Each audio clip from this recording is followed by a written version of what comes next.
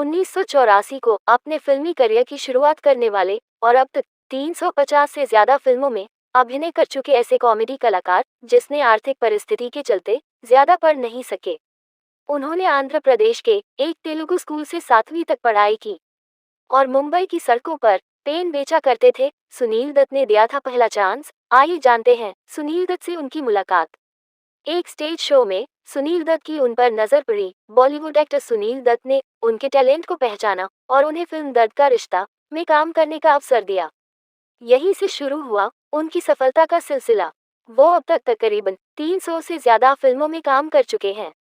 जी हाँ, वही Johnny liver जिसने हिंदी सिनेमा में अपने कॉमेडी का डंका बजा दिया, जिसके कॉमेडी को देखकर सब कहने लगे। लोग बात कर रहे हैं ना, तो कुछ बोलने का नहीं, मैं कुछ बोल रहा हूँ।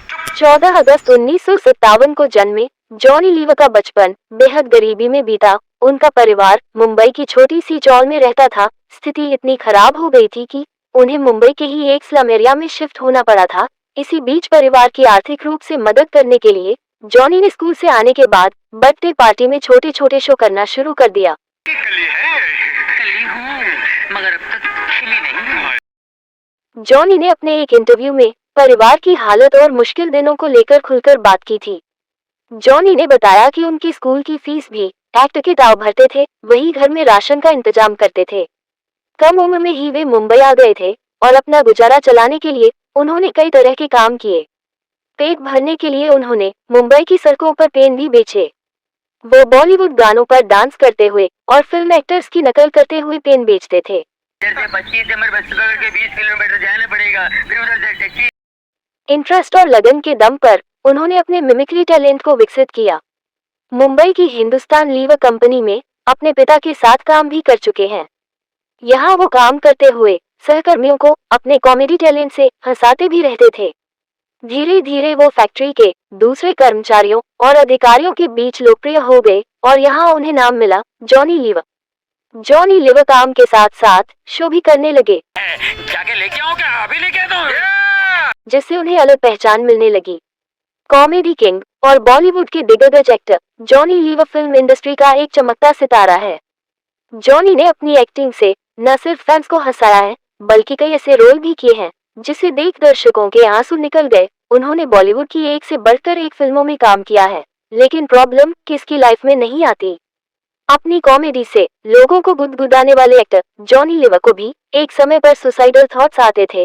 वो अपनी लाइफ से इस कदर परेशान हो गए थे कि उनके जीने की इच्छा खत्म हो गई थी। इस दौरान वो एक्टिंग छोड़ धर्म की राह पर निकल गए और एक धर्मगुरु बन गए थे।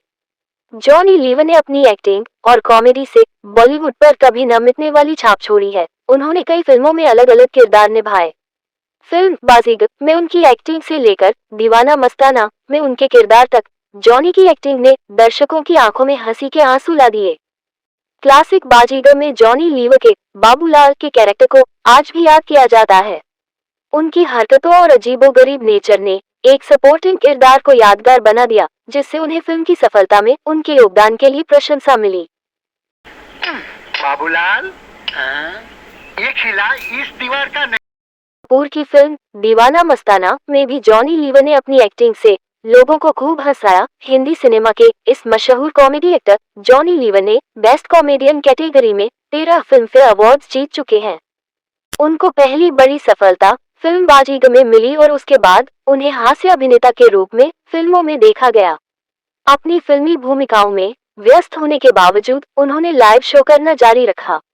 उनके सबसे यादगार लाइव प्रदर्शनों में से एक 1999 के फिल्मफेयर पुरस्कारों में माइकल जैक्सन की नकल करना था। उनका सबसे प्रशंसित प्रदर्शन अब्बास मस्तान द्वारा निर्देशित फिल्म बाजीगर में बाबूलाल का किरदार था और कई किरदार उन्होंने बखूबी निभाया। इसकी चर्चा फिर कभी करेंगे। आज के लिए बस इतना ही। वीडियो देखने के लिए आप सभी का धन्यवाद।